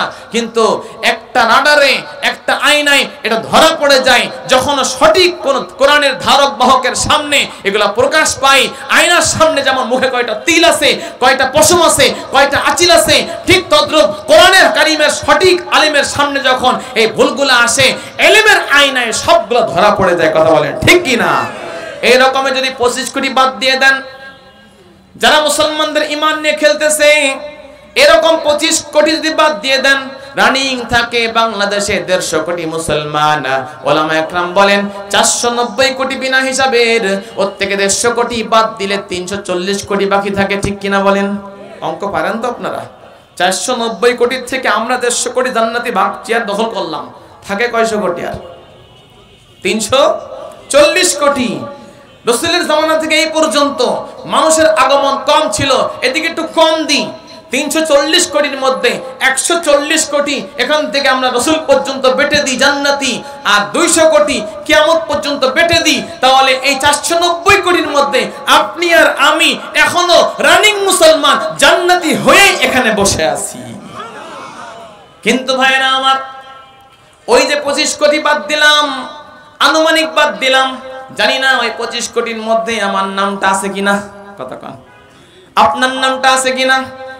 এই জন্য ভাইরা আমার, কেউ গেলে দেশের ক্ষতি, কেউ বলে ইমানের ক্ষতি। আমরা ওলামা একরাম বলি আমরা দেশের ক্ষতি উন্নতি আল্লাহর হাতে, কিন্তু তোমার ইমান তোমার দায়িত্ব এটাকে সংরক্ষণ করে কবরে নিয়ে যাওয়া। এই জন্য যে এখানে পা দিলে তোমার ইমানের ক্ষতি হবে, মেহেরবানি তোমার পায়ে হাত রেখে বলি ওই দিকে তোমরা পা বাড়ায়ও না। কথা কয় না ভাইরা আমার? এই জন্য এই সমস্ত বালা মুসিবত এই উম্মতের উপরে এত অন্যায় করার পরেও এখনো পর্যন্ত কোনো আযাব আসতেছে না। তার প্রথম কারণ হলো আমরা শেষ নবীর উম্মত। কোরআনের আয়াত আল্লাহ বলেন, ওমা কানাল্লাহু লিউআযিবাহুম ওয়া আনতা ফীহিম। ও নবী, যতদিন পর্যন্ত আপনি তাদের মাঝে থাকবেন, এই উম্মতের মাঝে থাকবেন, আল্লাহ তাদেরকে কোনো আযাবের মধ্যে গ্রেফতার করবে না। সুবহানাল্লাহ। কিন্তু দুঃখের বিষয়, নবী তো চলে গেছেন, এখনো আযাব আসতেছে না কেন? এটা আল্লাহ জানাইছেন, এটা পরে বলি। তো ভাই, যেটা আলোচনা করতেছিলাম, আমাদের অন্যায়ের ফিরিস্তির কোনো শেষ নাই। যদি 1 কোটি অন্যায় ফিরিস্তি টান মারি, তো প্রত্যেকটা অন্যায় আমাদের মধ্যে আছে না নাই? বলেন, কথা বলেন, আছে না নাই? এর থেকে মাপ না নিয়ে কবরে চলে যাবেন? কথা কন না কেন? এই গুনাহ নিয়ে কবরে চলে যাবেন? ক্ষমাপদ ইস্তেগফার করে আল্লাহর কাছে ক্ষমার সার্টিফিকেট নিয়ে যাওয়ার দরকার আছে না নাই? বলেন। কারণ মসজিদের মাইকে ঘোষণা তার হয়েছে কালকে, আজকে তার হয়েছে, আগামী কালকে আপনার নাম আসতে পারে কি পারে না? বলেন, যে কোনো মুহূর্তে। এজন্য ইমানদার সবসময় যেমন বাপের বাড়ি, শ্বশুর বাড়িতে বৌমা বাপের বাড়ি যাওয়ার জন্য সবসময় যেমন প্রস্তুত, ইমানদার মৃত্যুর পরে কবরে যাওয়ার জন্য ইমান আমল নিয়ে ওই রকম প্রস্তুত থাকা চাই। কথা ঠিক কিনা বলেন? কারণ বাপের বাড়ি যাওয়ার সময় ঘোষণা দিলে একটু দেরিও হয়, 5 মিনিট 10 মিনিট সময় দেওয়া হয়। স্বামী বলে তাড়াতাড়ি ব্যাগটা গুছায় নাও, ব্যাগ গুছাই নেয়, শাড়ি নিয়ে নেয়, কত কিছু নিয়ে নেয়। মহিলার বাপের বাড়ি যাইতে 5 মিনিটও বেশি সময় লাগে না ব্যাগ গুছাইতে। ওই মহিলাই যখন নাকি বাপের বাড়ি থেকে শ্বশুর বাড়িতে আসতে চায়, তখন এই 5 মিনিট তো দূরের কথা, 1 দিন 2 দিন 4 দিন 5 দিন করতে করতে 15-20 দিন, মাসও কখনো কখনো পার করে দেয়। কথা ঠিক কিনা বলেন? এজন্য বলেন, আমাদের আসল বাড়ি কি দুনিয়াতে, না ইমানদারের আসল বাড়ি জান্নাতে? ওটা আমাদের বাপের বাড়ি। কথা ঠিক কিনা? এই জন্য ভাইয়েরা, যে কোনো মুহূর্তে স্বামী তো স্ত্রীকে 5 মিনিট সময় দেয় যে ব্যাগ গুছাই নাও, কিন্তু আজরাইল মালাকুল মউত কি আমাকে আপনাকে 1 সেকেন্ডের সময় দেবে? 1 সেকেন্ড? এই যে আমার মহল্লা মোল্লাপাড়া, এই আজকে বিকেলে নামাজের পরে তালিম করতেছি, আমার এক মুসল্লি তালিমের মধ্যেই তালিমের সাথে মিলে গেছে তার কথাটা। বলে, হুজুর, আমার সামনের বাড়িতে নিচতলার ভাড়াটিয়া এই 3টের সময় হঠাৎ করে হার্ট অ্যাটাক করেছে। একটু আগেও, তার আগেও ভালো ছিল, অ্যাটাক করে হাসপাতালে নিছে। 4টার সময় তার বাড়িতে লাশ এসেছে। বলেন ইন্না লিল্লাহ। এই অ্যাটাকটা আপনার আমার হতে পারে কি পারে না? বলে, একদিন তোমারি নাম মসজিদে হবে এলান, তৈরি থেকো তৈরি রেখো কবরের মাল সামান, একদিন তোমারি নাম মসজিদে হবে এলান, একদিন তোমারি নাম মসজিদে হবে এলান, একদিন আমারও নাম মসজিদে হবে এলান। ঠিক কিনা বলেন? যেদিন ঘোষণা হবে সেই দিন তোমাকে তোমার বাবাও বাঁচাইতে পারবে না, সেদিন তোমার কোন আত্মীয় স্বজন তোমাকে কবরে যাওয়ার থেকে বাঁচাইতে পারবে না, সেদিন তোমার কোন নেতা তোমার কোন কর্মী তোমাকে বাঁচাইতে পারবে না। আমার ভাইরা, যে যা করি না কেন আমাদের 37 হলো আল্লাহ তাআলা, আমাদের 37 হলো আমাদের রাসূল। কথা বলেন ঠিক কিনা? ভাই তুই যা করিস 37 যেন ঠিক থাকে। আমাদের 37 কে? আমাদের 37 আল্লাহ আল্লাহ রাসূল। কথা ঠিক কিনা বলেন? এই জন্য ভাই যে যা করি না কেন, ব্যবসা করি, চাকরি করি, সমাজ করি, আর যাই করি তাই করি, আর রাজনীতি করি, যেটাই করি না কেন, যদি আল্লাহর সাথে আমার চ্যানেল যদি ঠিক না থাকে, তাহলে কোন প্রভু কোন নেতা আমাকে আল্লাহর আযাব থেকে বাঁচাইতে পারবে না। কথা বলেন ঠিক কিনা? নেতা যদি আল্লাহ ওয়ালা না হয়, কিয়ামতের ময়দানে ধরা খেয়ে যেতে হবে। আল্লাহ তাআলা কিয়ামতের ময়দানের নেতা কর্মীদের বাকবিতনটা কোরআনে উল্লেখ করেছেন। এক সময় কর্মী ধরা খেয়ে যাবে, তখন সে বলবে, যেই নেতার পিছনে কর্মী ঘুরেছিল, নেতা যদি আল্লাহ ওয়ালা হয়, নেতা যদি মানুষকে আল্লাহকে চিনায় দেয়, নেতা যদি কর্মীদেরকে 5 ওয়াক্ত নামাজের জন্য তাগিদ দেয়, নেতা যদি কর্মীদেরকে বলে তোমরা সুদ খেও না, ঘুষ খেও না, তোমরা পরের সম্পদের দিকে নজর করিও না, আমিও মরতে পারি তোমরাও মরতে পারো, চলো মিলে সবাই মিলে দেশ গড়ি, যার যার হক তার কাছে পৌঁছায় দিই, তোমার রিজিক আল্লাহর হাতে, আমার রিজিক আল্লাহর হাতে। যদি কর্মী নেতার মনের অবস্থা এটা হয়ে যায়, আল্লাহ আসমান চিরে রহমতের বৃষ্টি আমাদের উপর নাযিল করে দিবে। কথা ঠিক কিনা বলেন?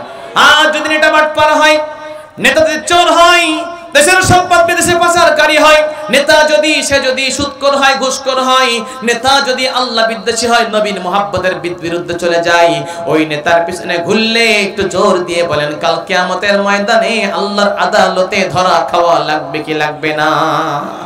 লাগবে। আপনি লাগবে বললেও লাগবে, না বললেও লাগবে। ঠিক কিনা বলেন? এই জন্য ভাইয়েরা আমার, চলেন যাই কিয়ামতের দিন আল্লাহ যখন কর্মীকে বলবেন, কেন তুই ওই নেতার পিছনে ঘুরলি? ও তো নামাজ পড়ে না, ও তো রোজা রাখে না, ও তো টুপি দাড়ি পরে তোর ঈমানকে নষ্ট করার চেষ্টা করেছিল, ও তো আলেমদের বিরুদ্ধে থেকে উস্কাই দিয়েছিল। এমন টুপি দাড়ি পতা অনেক ইসলামিক নেতা আমাদের সমাজে, একটু জোরে বলেন আছে না নাই? তখন কর্মী কি বলবে?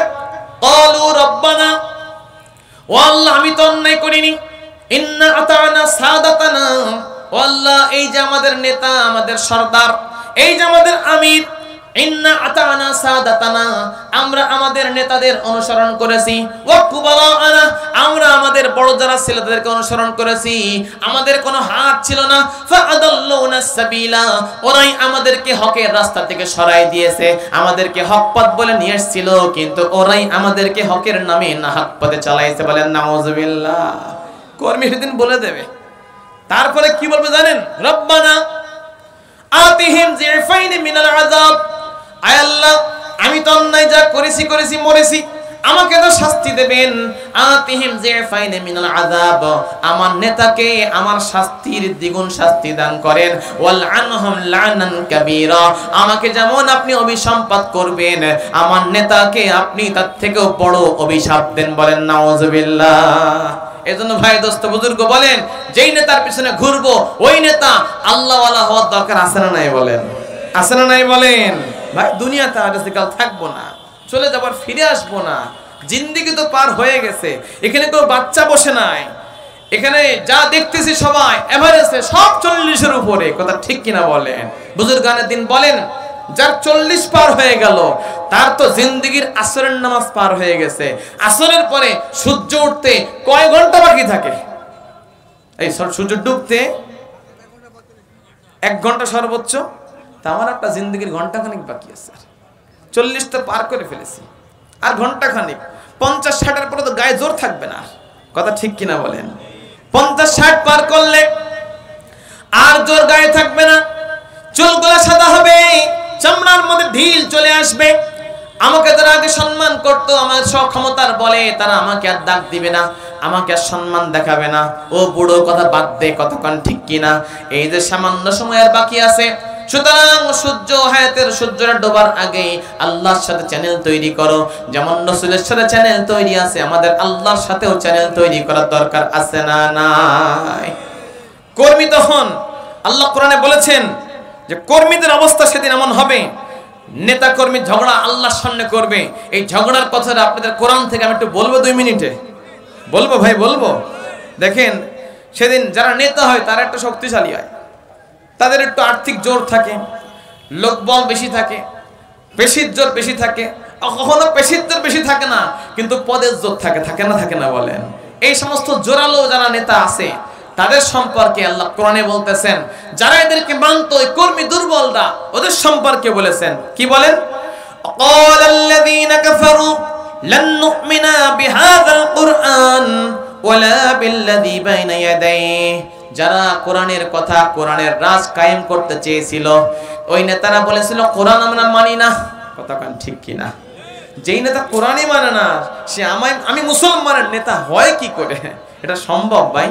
আল্লাহ আমাদেরকে হেফাজত করেন, তো আমিন বলেন ভাই। ওয়ালাউ তারা ইদিয যালিমুনা, হে নবী আপনি যদি জালেমদেরকে দেখতেন ওদিন, মাওকুফুনা ইনদা রাব্বিহিম, যারা আল্লাহর সামনে দাঁড়িয়ে থাকবে, ওয়ারজিউ বাযুহুম ইলা বাযিল কওল, ইয়ারজিউ বাযুহুম ইলা বাযিল কওল, একে অপরের কথাকে ছোড়াছুড়ি করবে, তার মানে ঝগড়া করবে। উপরওয়ালা নিচেরওয়ালাকে ঝগড়া শুরু করে দিবে, শক্তিশালী দুর্বলদের সাথে বাকবিতণ্ডা করবে। সেদিন বলবে ইয়াকুলুল্লাযীনা ইসতুযইফু লিল্লাযীনা ইসতাকবারু, যারা দুর্বল, কিছু থাকবে অহংকারী, এই দুর্বলরা অহংকারীদেরকে বলবে লাউলা আনতুম লাকুন্না মুমিনিন, আপনারা যদি সেদিন না থাকতেন দুনিয়াতে, আমরা অবশ্যই ঈমানদার হতাম। সুবহানাল্লাহ, এই আপনাদের কারণে ধ্বংস হয়ে গেছি। লাউলা আনতুম, তোমরা যদি না থাকতে সেদিন, লাকুন্না মুমিনিন, আমরা সবাই মুমিন হয়ে যেতাম। তখন এই বড়রা অহংকারী নেতারা বলবে ক্বালাল্লাযীনা ইসতাকবারু লিল্লাযীনা ইসতুযইফু আনহনু সাদাদনাকুম, হেই তোরা যে আমাকে দোষ দিচ্ছিস, তোরা যে আমাদের নেতাদের দোষ দিচ্ছিস, আমরা কি তোর কলার ধরে, তোর গলা ধরে কি টেনে নিয়ে আসতাম হকের পক্ষ থেকে, হকের পথ থেকে তোমাদের কাছে, তোদের কাছ থেকে হক থেকে সরাই নিয়ে আসতাম। ইসজা বাদা ইসজাআকুম, তোমাদের কাছে হকের আওয়াজ আসার পরে আমরা তো তোমাদেরকে জোর করে এই বাতিলের দিকে টেনে আনি নাই, বাল কুনতুম মুজরিমিন, বরং তোরাই হলো পাপিষ্ঠ। নেতারা কর্মীদের বলবে, কথা ঠিক কিনা বলেন? ধনীরা দুর্বলদেরকে বলবে। তাই বলে কি দুর্বলটাকে এই পর্যন্ত শুনে চুপ থাকবে না? ওরা উত্তর দেবে। কথা কন, কি উত্তর দেবে? ক্বালাল্লাযীনা ইসতুযইফু লিল্লাযীনা ইসতাকবারু, তখন ওই দুর্বলরা গরিব ধনীদেরকে, শক্তিশালীদেরকে বলবে বাল মাকরুল লাইলি ওয়ান নাহার, তোমাদের রাতের দিনের এই যে চক্রান্ত, তোমরা রাতের বেলায় চক্রান্ত করেছো, ষড়যন্ত্র করেছো, তোমরা দিনের বেলাও ষড়যন্ত্র করেছো। আমার বাড়িতে সকালেও গেছো, সকালে না থাকলে বিকালে গেছো, বিকালে না থাকলে আমার বাড়ি রাত্রে গেছো, বিভিন্ন ফরম নিয়ে গেছো, এটা পূরণ কর। এমন এই চক্রান্তগুলা আমাদের সমাজের মধ্যে আছে না নাই? আমি কি নিজের থেকে বলতেছি না কোরআন থেকে বলতেছি? কোরআন থেকে বললে আপনাদের কোনো অসুবিধা নাই তো? প্রায় স্টেজে বয়ান করার সময় একটা চিরকুট লিখে দেয়, রাজনীতির আলোচনা করবেন না। তা কিসের আলোচনা করব? তাই কোরআন হাদিসতে বলেন। কথা ঠিক কিনা বলেন? তা কোরআনতে বলেও কি বাঁচতে পারতেছি আমরা? কথা কন না কেন? আল্লাহ আমাদেরকে বাঁচার রাস্তা করে দেন, আমিন বলবেন না সবাই? অন্যায় করব, এই অন্যায়, আমরা হলাম গুনাহগার, আল্লাহ গফফার, ঠিক কিনা বলেন? আমরা নাফরমান, আল্লাহ রহমান, আমরা নাশুকুর, আল্লাহ গফুর, ঠিক কিনা বলেন? আল্লাহ আমাদের রহমান, গফফার, গফুর নামের ওসিলায় আমাদের গুনাহগার নাফরমানদের গুনাহগুলিকে maaf করে মৃত্যুর আগে কালেমা নসিব করে জান্নাতের অধিবাসী হওয়ার তৌফিক দান করেন, আমিন বলবেন না? তখন এই দুর্বলরা বলবে আপনাদের রাত দিনের পরিবর্তন চক্রান্ত আমাদেরকে অতিষ্ঠ করে তুলেছিল।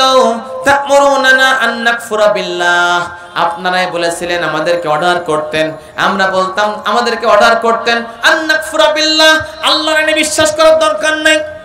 আছে না নাই বলেন? আল্লাহর আইন দরকার নাই, কোরআনের আইন দরকার নাই, এই কথা বলা মানে আল্লাহর আইনকে অবিশ্বাস করা। ওয়ানাজআলুলাহু আনদাদা, আপনারা আমাদেরকে শিরিক করতে বানাইতেন, আমাদের শরীক স্থাপন করতেন। তখন আসারুন নাদামাতা, তখন ওই আল্লাহর দরবারে বড় বড় নেতাদের মাথাগুলা মস্তক অবনত হয়ে যাবে। বলেন নাউযুবিল্লাহ। ওর পরে আল্লাহ অনেক কথা বলেছে, আমি আর অত দূর যাচ্ছি না। ভাইরা আমার, বর্তমান বাংলাদেশ, যারা এখানে টুপি পরে আছি আমরা, আর যাদের মাথায় টুপি নাই, সবাই আমরা মুসলমান।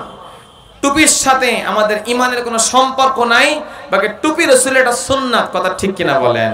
হ্যাঁ, কাল কিয়ামতে অনেক টুপিওয়ালা জাহান্নামে চলে যাবে, অনেক পেশাব করে পানি নিত না এমন মানুষও কোনো অনেক কাজের কারণে আল্লাহ তাদেরকে জান্নাত দান করবেন। হতে পারে কি পারে না বলেন?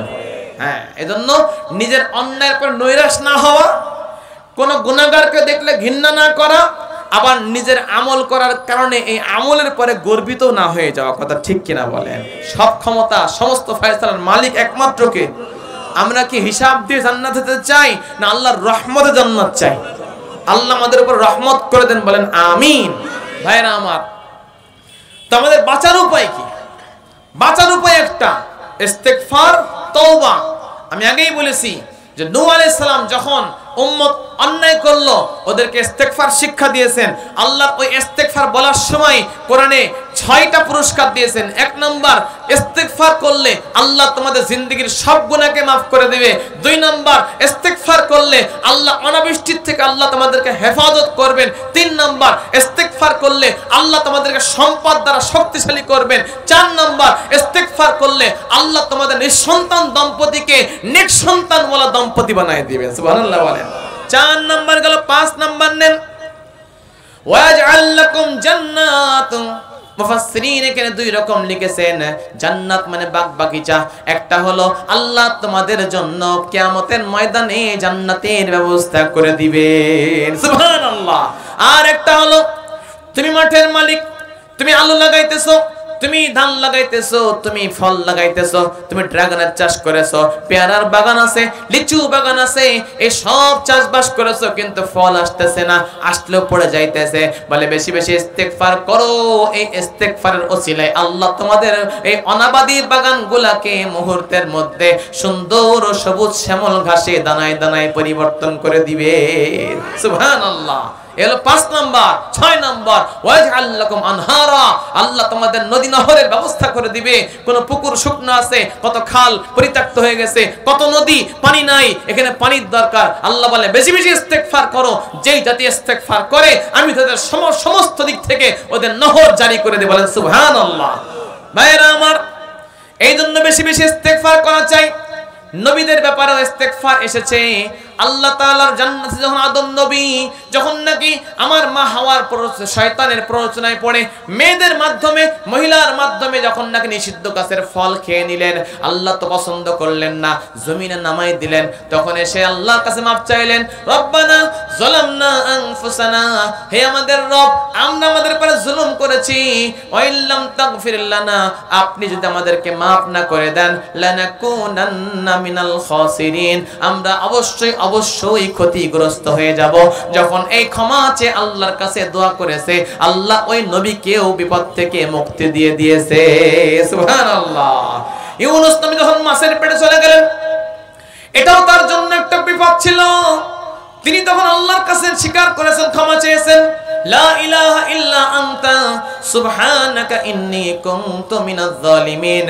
হায় আল্লাহ, তুমি ছাড়া কোনো রব নাই, তুমি আমার সবকিছুর মালিক, তুমি আমার একমাত্র ইলাহ, লা ইলাহা ইল্লা আনতা, কেবল তুমি আমার রব, তুমি আমার সৃষ্টিকর্তা, তুমি আমার সবকিছুর মালিক। ইন্নী যালামতু নাফসি যুলমান ইল্লা আনতা সুবহানাকা, তুমি পবিত্র, সুবহানাকা ইন্নী যালাম, লা ইলাহা ইল্লা আনতা সুবহানাকা ইন্নী কুনতু মিনাজ জালিমিন, আমি জালিমিনদের অন্তর্ভুক্ত হয়ে গেলাম। যখন নবী নিজেকে আল্লাহর সামনে ছোট স্বীকার করলো, আল্লাহর সামনে নিজেকে ছোট স্বীকার করলো, আল্লাহ তাআলা ওই মাছের পেট থেকে নবীকে বাঁচার ব্যবস্থা করে দিয়েছে। সুবহানাল্লাহ। এজন্য নবীদেরকে আল্লাহ তাআলা ক্ষমা চাওয়াইছেন। তাই বলে এটা না যে নবীরা গুনাহ করেছেন, বরং সমস্ত নবীদেরকে আল্লাহ তাআলা গুনাহ থেকে হেফাজত করেছেন। বলেন না সুবহানাল্লাহ। এজন্য যারা নবীদেরকে নিষ্পাপ বিশ্বাস করে না, তাদের ঈমানের মধ্যে টানাটানি আছে না নাই বলেন? আছে না নাই বলেন? এজন্য ভাইরা আমার খুব সাবধান। বর্তমানে দেশ স্বাধীন হয়ে গেছে না বলেন অনেকে।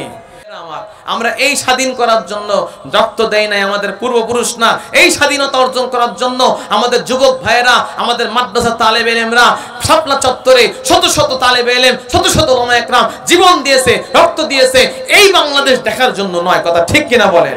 বাংলাদেশ গড়তে গেলে গরিবের হক পৌঁছায় দাও, সবার কাছে তার হক পৌঁছায় দাও, যার যা হক আছে রাস্তার কাজগুলো ঠিকমতো করে দাও, সবার পানির লাইনগুলো ঠিকমতো করে দাও, যত কত বিধবা নারী আছে তাদের কাছে হক পৌঁছায় দাও, কত বৃদ্ধ আছে ওদের হক পৌঁছায় দাও, কত বেকার যুব সমাজ আছে ওদের কর্মসংস্থানের ব্যবস্থা করে দাও। তা না ক্ষমতায় গেলাম আর নিজের চিন্তা করলাম, নিজের আমেরিকায় বাড়ি, লন্ডনে বাড়ি, কানাডায় বাড়ি, মালয়েশিয়ায় বাড়ি, দেশের সম্পদের দেশের মানুষের খবর নাই।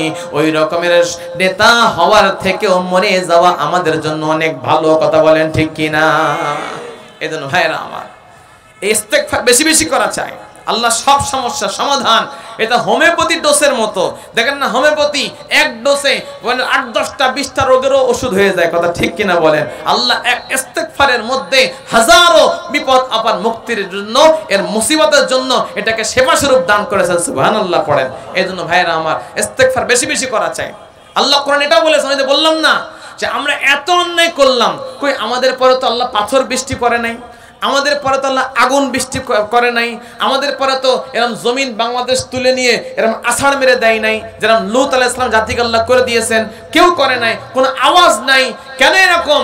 আল্লাহ অন্যায়তে বলেছেন ওমা কানাল্লাহু মুআযযিবাহুম ওহুম লা ইস্তাগফিরুন। যারা যেই জাতি ইস্তিগফার বেশি বেশি পাঠ করে আল্লাহ তাআলা ওই জাতিকে কখনোই আযাবের দ্বারা গ্রেফতার করবে না। সুবহানাল্লাহ। এজন্য ভাইরা বেশি বেশি ইস্তিগফার করার দরকার আছে না নাই বলেন? করবেন তো? আপনি চলতেছেন ইস্তিগফার, আস্তাগফিরুল্লাহ সহজ শব্দ, বড় ইস্তিগফারও আছে। আপাতত এটা তো মুখস্থ সবার, আস্তাগফিরুল্লাহ এটা সবার মুখস্থ আছে না নাই বলেন?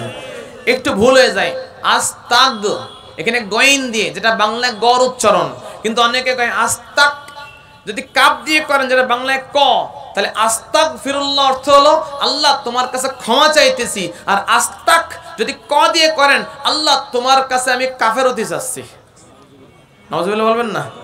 তা ক দিয়ে বলবেন না গ দিয়ে বলবেন? কাফ দিয়ে বলবেন না গইন দিয়ে বলবেন? তাহলে আস্তাক না আস্তাগ? আস্তাগফিরুল্লাহ। সবাই বলেন আস্তাগফিরুল্লাহ। এই জন্য 5 ওয়াক্ত নামাজের পরে যখন সালাম ফিরে ইমাম সাহেব আসসালামু আলাইকুম ওয়া রাহমাতুল্লাহ, আসসালামু আলাইকুম ওয়া রাহমাতুল্লাহ, তো হাদিসের মধ্যে আসছে এরপরে একটা আওয়াজ করে প্রথমে বলতে আল্লাহু আকবার, বলেন না বলেন না বলেন? এরপরে পুরো 3 বার আস্তাগফিরুল্লাহ আস্তাগফিরুল্লাহ আস্তাগফিরুল্লাহ। আমি নামাজ পড়লাম, আল্লাহ নামাজের মধ্যে কত ভুল যাইতে পারে। আমার সূরা কিরাত ভুল আছে, রুকুটা সুন্নত তরিকায় হয় নাই, সিজদাটাও সুন্নত তরিকায় হয় নাই, আমার ওঠানামার মধ্যে অনেক ভুল হয়ে গেছে, সুন্দর করে নামাজ পড়ার দরকার ছিল, আমি ব্যস্ত পড়ে ফেলেছি। আল্লাহ এই নামাজ কবুল হওয়ার যোগ্য না, এই জন্য তোমার কাছে ক্ষমা চাইতেছি। যদি কেউ এইভাবে ইস্তেগফার পড়ে দেয় আল্লাহ তার ক্ষমা গুনাহকে মাফ করে তার নামাজকে কবুল করে নেয়। এজন্য 5 ওয়াক্ত নামাজের পরে 3 বার করে ইস্তেগফার পড়ব ইনশাআল্লাহ। আর সব সময় পড়েন, রিকশায় যাইতেছেন ইস্তেগফার আস্তাগফিরুল্লাহ আস্তাগফিরুল্লাহ, বাসে বসে আছেন মোবাইলের গুতগুতি না করে বসে বসে ইস্তেগফার আস্তাগফিরুল্লাহ আস্তাগফিরুল্লাহ। এটা শুধু হুজুররাই করবে, আলেম ওলামাই করবে না। আপনি কি আল্লাহর বান্দা নন? আপনি কি নসরের উম্মত নন? আপনার কি জান্নাতের প্রয়োজন নাই? আপনার কি জাহান্নাম থেকে বাঁচার দরকার নাই? আপনার কি মৃত্যু হবে না? আপনার কবরে 3টা সল হবে না? নাকি হুজুরদেরই হবে? আপনার কি হাসর মাঠে 4টা প্রশ্ন করা হবে না? আপনি কি পুলসরাতের পুল পাড়ি দিবেন না? এতগুলা দুর্গ, এতগুলা গিরিপথ আপনার সামনে, আর আপনার মুখে ইস্তেগফার আসবে না? এটা হতে পারে না। আজকে আমরা ইস্তেগফারের আমল নিয়েই বাড়িতে যাব ইনশাআল্লাহ। পড়বেন তো ইনশাআল্লাহ? আল্লাহ তৌফিক দান করেন, বলেন আমিন। ভাইরা আমার, কোরআন থেকে 6টা পুরস্কার পাইছে ইস্তেগফারের মাধ্যমে। চলেন যাই হাদিসের মধ্যে কতগুলো পুরস্কার পাওয়া যায়। আপনার ক্ষুধা লাগছে, ইস্তেগফার করেন, আল্লাহ ক্ষুধা মিটাই দেবে। আপনি হঠাৎ করে আপনার সাইকেলটা চুরি হয়ে গেল, এখন পকেটে রিক্সা ভাড়া নাই, বাড়ি আপনার এখান থেকে মনে করেন ওই যে খাজুরা স্ট্যান্ডে যশোর থেকে প্রায় 3-4 কিলোমিটার পথ, আপনি ইস্তেগফার পড়তে পড়তে চলে যান, আল্লাহ তাআলা যাওয়ার যে কষ্ট হতো এই কষ্টটাকে লাঘব করে আপনার শরীরের মধ্যে এনার্জি পয়দা করে দেবে। সুবহানাল্লাহ। ইস্তেগফারের মধ্যে এত পাওয়ার, ছোট্ট একটা শব্দ আস্তাগফিরুল্লাহ, কিন্তু তার পাওয়ারটা কত বেশি, কথা ঠিক কিনা বলে ভাইরা আমার? কথার মধ্যে সবকিছু, কথাই পাওয়ার। হ্যাঁ, বলে এই কোরআন পড়ে ফু দিলি কি হয়, কোরআন পড়ে ফু দিলি কি হয়, তোমার এক কাজালি তোমার কপাল ঘামে কেন? কথা কান। একজন এর বাচ্চা তার বাচ্চা বলেছেন ওর কপাল ঘামে না বলেন। তা আমার একটা সাধারণ নাপাক কথা, যদি তোমার কপাল ঘেমে যায় তো আল্লাহর কালামের একটা আয়াত পড়ে এটা ফু দিলে এই পানির তাসির আসে না নাই বলেন।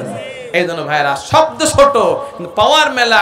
শব্দ পতনের জন্য বেশি লাগে নাই, কথা একটা, আল্লাহ তাকে পতন ঘটাবে তাই একটা শব্দ বের করেছে যে রাজাকারের বাচ্চাদের কি আমরা ফেসে কোটা দেব, কথা একটা। কিন্তু কথা ঠিক কিনা বলেন? চাইতে আসলাম অধিকার, হয়ে গেলাম রাজাকার। এইবারে কোথার থেকে কোথায় নিয়ে চলে গেল, তিলটা তাল বানায় ফেললো, আল্লাহর পতন করবে, কথা ঠিক কিনা বলেন? এই জন্য বলতে না চাইলেও আল্লাহর জবান থেকে বের করে দিয়েছে, কথা ঠিক কিনা বলেন? সুতরাং 17 বছর ধরে এই মুসলমান বাংলাদেশে 14-16 কোটি মুসলমানকে জ্বলে পুড়ে ছাই বানায় ফেলেছে। সুতরাং ওই তরিকায় যদি কেউ ক্ষমতার মস্তরে বসতে চায়, কেউ ওরা তো গেছে পূর্ব পশ্চিম উত্তরে ওই মামুদ দেশ, ওখানে পলায় আছে। এই তরিকায় কেউ দেশ চালাইতে চাইলে ওদের তো মামু বাড়ি নাই, ওদেরকে সোজা যেতে হবে, বঙ্গোপসাগর ফাঁকা আছে, কথা ঠিক কিনা বলে ভাইয়েরা আমার? সাবধান হয়ে যাইতে হবে আমাদেরকে। অন্যায় করে কেউ বাঁচতে পারে নাই, এর থেকে বড় বড় ফিরাউন অন্যায় করেছিল, বাঁচতে পারে নাই। নমরুদ অন্যায় করেছিল, বাঁচতে পারে নাই, কারণ মালের দাপট দেখাইছিল। ফিরাউন, নমরুদ তারা ক্ষমতার দাপট দেখাইছিল, আবু জাহেল সে নেতৃত্বের দাপট দেখাইছিল, কেউ টিকতে পারে নাই।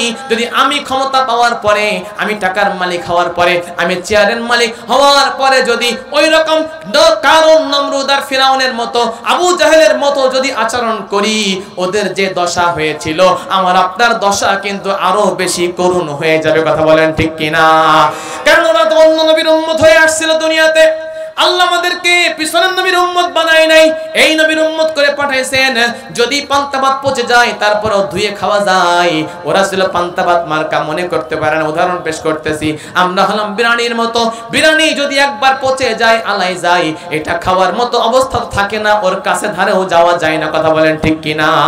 তো তারা যদি অন্যায় করে কঠিন শাস্তির শিকার হয়ে যাইতে পারে, এই উম্মত যদি কোনো অন্যায় করে এর অবস্থা ওদের থেকেও কঠিন হয়ে যাবে, কথা ঠিক কিনা বলেন ভাইরা আমার?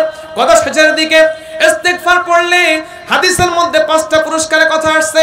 1 নাম্বার, হাদিস থেকে 3টা নিয়ে নেন। রাসূল বলেন মান লাজিমাল ইস্তেগফার, যে ইস্তেগফারকে নিজের জন্য আবশ্যক করে নেয়। বাংলায় বোঝার জন্য বলি যে ইস্তেগফারকে নিজের নেশা বানায় নাই। রাসূল বলেন মান লাজিমাল ইস্তেগফার, যে ইস্তেগফারকে, আমি আপনাদের বোঝার জন্য বলতেছি, নিজের নেশা বানায় নাই। তার মানে ইস্তেগফার ছাড়া সে চলতে পারে না। কারোর বিড়ির নেশা আছে, কারোর আবার দান করার নেশা আছে, ভালো মন্দ সব রকম নেশা আছে। কেউ আছে দৈনিক 2 প্যাকেট সিগারেট না খাইলে তার চলে না, কেউ আছে 1 বোতল পানি না খাইলে তার চলে না। পানিতে বেশ কম আছে, একটা পানি খাইলে 30টা নিবারণ হয়, আর একটা পানি খাইলে মাথা ঠান্ডা হয়, কথা কন ঠিক কিনা? ওই ঠান্ডা খাওয়া যাবে, কথা কন না কেন? কিন্তু নেশা কেউ আছে দৈনিক সে 1000 টাকা দান না করলে ভালো লাগে না, আছে না নাই বলেন? যার ক্ষমতা আছে, কেউ আছে দৈনিক 10 টাকা দান করে, নেশা। রাসূল বলেন মাল্লাজিমাল ইস্তেগফার, কেউ আছে একটু বিড় একটু গুল না খাইলে ওর পায়খানা হয় না, নেশা, আছে না নাই বলেন? হ্যাঁ ভাইরা, এরকম নেশা, ভালো মন্দ সবই নেশা আছে। তো মাল্লাজিমাল ইস্তেগফার, যে জিন্দেগীর মধ্যে ইস্তেগফারকে নেশা বানায় নেবে, নিজের জীবনে আবশ্যক করে নেবে, রাসূল বলেন জাআলাল্লাহু মিন কুল্লি যিকিন মাখরাজা, তার সামনে দুনিয়াতে যত রকমের অসুবিধা থাকুক না কেন, যত সংকীর্ণ থাকুক না কেন, আল্লাহ তার সমস্ত সংকীর্ণ থেকে বের হওয়ার রাস্তা করে দিবে। সুবহানাল্লাহ বলেন। অমিন কুল্লি হাম্মিন ফারাজা, আপনার টাকার টেনশন, বিবি কথা শুনে না, আপনার পিছনে অনেক ষড়যন্ত্র হামলা মামলার শিকার হয়ে আছেন, আল্লাহ রাসূল বলেন বেশি বেশি ইস্তেগফার করো। যত বেশি ইস্তেগফার করবা আল্লাহ তোমার সমস্ত পেরেশানি তোমার জন্য আসান করে দেবে। সুবহানাল্লাহ। ওয়া ইয়ারযুকুহু মিন হাইসু লা ইয়াহতাসিব, যে বেশি বেশি ইস্তেগফার করে আল্লাহ রাসূল বলেন আল্লাহ তাআলা তাকে এমন জায়গা থেকে এমন রিজিকের ব্যবস্থা করে দিবেন যে রিজিকের কল্পনাও বান্দার আমলের মধ্যে ছিল না। সুবহানাল্লাহ পড়েন। এইজন্য ইস্তেগফার করা চাই, করবে তো ইনশাআল্লাহ। চলা ফিরা উঠা বসা, বাসায় আছেন বসে আছেন ইস্তেগফার পড়েন, গাড়িতে চলতেছেন ইস্তেগফার পড়েন, অফিসে বসে আছেন কাজ নাই ইস্তেগফার পড়েন, দোকানে বসে আছেন খরিদ্দার নাই চুপচাপ আছেন ইস্তেগফার করেন, আল্লাহ তাআলা আপনার দুনিয়া আখিরাতকে সুন্দর করে দেবে। সুবহানাল্লাহ বলবেন না? এইজন্য ভাইরা আমার, হুজুর চলে আসছে, এইজন্য ইস্তেগফার খুব বেশি পড়া চাই। আবু বকর বলতেছে ইয়া রাসূলুল্লাহ আল্লিমনি দুআন আদউ বিহি, আমাকে একটা দোয়া শিখায় দেন, আমি এই দোয়ার মাধ্যমে আমি এই কালিমার দ্বারা আপনি আল্লাহর কাছে দোয়া করতে চাই। রাসূল দোয়া শিখায় দিলেন, আল্লাহুম্মা ইন্নী যালামতু নাফসি যুলমান কাসীরা ওয়া লা ইয়াগফিরুয যুনুবা ইল্লা আনতা ফাগফিরলি মাগফিরাতাম মিন ইনদিকা ওয়ারহামনি ইন্নাকা আনতাল গফুরুর রহিম। আল্লাহুম্মা ইন্নী যালামতু নাফসি যুলমান কাসীরা, আয় আল্লাহ আমি আমার উপরে অনেক জুলুম করেছি, লা ইয়াগফিরুয যুনুবা ইল্লা আনতা, এই গুনাহতে আপনি ছাড়া কেউ ক্ষমা করবে না। ফাগফিরলি, আল্লাহ আমাকে ক্ষমা করে দেন, মাগফিরাতাম মিন ইনদিকা, আপনার পক্ষ থেকে ক্ষমা করে দেন। ওয়ারহামনি, শুধু ক্ষমা করে আমাকে ছেড়ে দিয়েন না, আপনার রহমতের চাদরে আমাকে জড়ায় নেন। ওয়ারহামনি ইন্নাকা আনতাল গফুরুর রহিম, কারণ আপনি আপনার নাম রেখেছেন গফুর, আপনার নাম রেখেছেন রহিম। গফুর নামের কারণে আমাকে মাফ করে দেন, আপনার রহিম নামের ওসিলায় আমাকে আপনার রহমতের চাদরের মধ্যে জড়ায় নেন। সুবহানাল্লাহ। এইজন্য ভাইরা আমার, বেশি বেশি ইস্তেগফার করা লাগবে কি লাগবে না বলেন? আর একটা হলো ইস্তেগফার বেশি বেশি করলে আল্লাহ তাকে তার জন্য তার মুস্তাজাব দাওয়া বান্দা হিসেবে তাকে কবুল করে নেন। সুবহানাল্লাহ বলেন। এজন্য যদি বেশি বেশি ইস্তেগফার করেন, যখন যা লাগবে দোয়া করলে হাত পাতবেন, হাত নামার আগেই আল্লাহ আপনার সকল দোয়া কবুল করে নেবে। সুবহানাল্লাহ বলবেন না? এইজন্য ভাইরা, মেহমান চলে আসছেন, যতটুকু বললাম মেহমানকে বসায় রেখে লম্বা কথা বলা ঠিক না। উনি অনেক দূর থেকে মুসাফির মানুষ, ঢাকা থেকে আসছেন, দামি দামি কথা বলবেন। আমাদের সামনে যে ফাঁকাগুলো আছে এই জায়গাগুলো পুরা করে দিই। আল্লাহ তাআলা আমাকে যতটুকু কথা বলালেন, ভুল বললে আল্লাহ মাফ করে দেন, সঠিক যে কথাগুলো আল্লাহ বের করেছে আল্লাহ আমাকে আমাদের সকলকে এই কথাগুলোর পরে আমল করবার তৌফিক দান করেন, বলেন আমিন। ভাইরা আমার, ঈমান নিয়ে কবরে যেতে হবে, কথা ঠিক কিনা বলেন? হ্যাঁ, অনেকে বলে রাজনীতির আলোচনা করবেন না। ভাই, এখন তো রাজনীতির সময় দেশে চলতেছে, ঠিক কিনা বলেন? আপনি কোন নেতা ধরবেন কোনটা ধরবেন না এটা বলার দায়িত্ব উলামায়ে কেরামের, ঠিক কিনা বলেন? এজন্য এই বছরের সব মাহফিলে রাজনৈতিক আলোচনা হবে, কথা ঠিক কিনা? কারণ রাজনীতি কোরআনের অংশ, ইসলামের অংশ। হর कोई मजहब मुकम्मल कामिल नहीं होता जिस मजहब में सियासत नहीं है, वो सियासत कामिल नहीं होता जिस सियासत में तलवार नहीं है। বলেন যে কবি বলেছেন, ওই ধর্ম পরিপূর্ণ ধর্ম হতে পারে না যে ধর্মের মধ্যে রাজনীতি নাই, ওই রাজনীতি পরিপূর্ণ রাজনীতি হতে পারে না যেই রাজনীতির মধ্যে তলোয়ার জিহাদের বিধান নাই, কথা বলেন ঠিক কিনা? এইজন্য ভাইরা আমার, ঈমান নিয়ে মরতে হবে। আল্লাহর কাছে দোয়া করি আল্লাহ তাআলা আমাদের সকলকে ঈমানের সাথে মৃত্যু নসিব করেন, আমিন বলবেন সবাই? ঈমানের পথে অবিচল থেকে আমার মরণ যেন হয়, ঈমানের পথে অবিচল থেকে আমার মরণ যেন হয়। তোমারই কাছে মিনতি আমার, তোমারই কাছে মিনতি আমার, মহামহিম দয়াময়। ঈমানের পথে অবিচল থেকে আমার মরণ যেন হয়, ঈমানের পথে অবিচল থেকে আমার মরণ যেন হয়। সকলে আল্লাহুম্মা আমিন। ওয়া আখিরু দাওয়ানা আলহামদুলিল্লাহি রাব্বিল আলামিন। আসসালামু আলাইকুম ওয়া রাহমাতুল্লাহি ওয়া বারাকাতুহু।